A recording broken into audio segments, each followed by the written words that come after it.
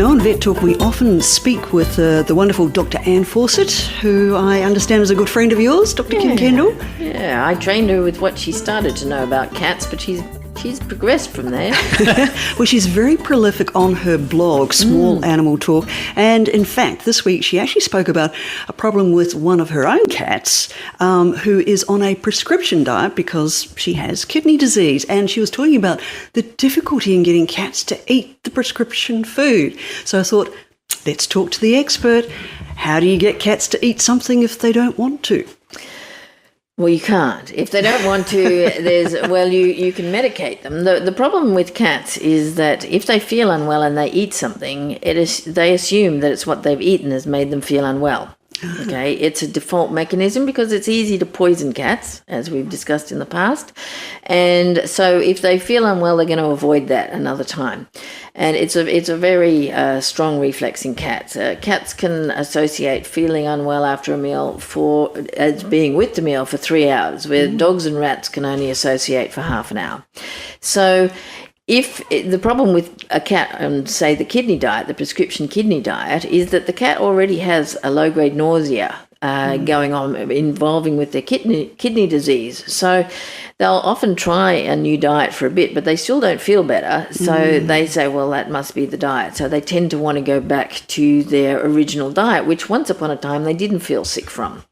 But now they do. However, they've accommodated that diet in their as part of their environment, so they're happy to go back and default to habit. So it's interesting that both of the major food companies have at the same time brought out a new kidney diet specifically, where they finally asked the cats.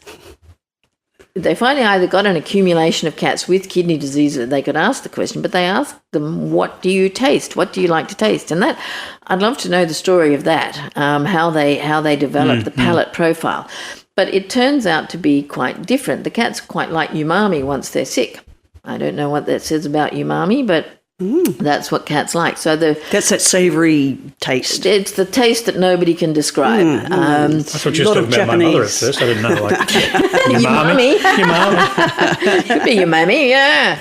And so they've now both have developed food that tastes good to cats with kidney disease because the uremia, the lack of clearance of the toxic products, changes their palate. Well, that's very sensible, isn't it? So I'm finding that those diets are quite palatable to the cats who have kidney problems, and we've managed to pull back a couple of old cats to the point where they can, they're actually eating better, and their own research. They're in the, you always have to worry a bit about manufacturer research, but their research is indicating the cats will eat up to 30% more of the diet, which, that's a pretty amazing. That's very good. That's going to slow down the decline. If the cats won't be in it, and, they now make these diets in wet and dry, and fish and chicken, but if none of that suits the cat, and there are some very determined old cats out there who are just not going to change, then there's other ways around it. And I particularly like a product called apacatine, which is basically ground up prawn shells. It's got a thing in it called chitosan.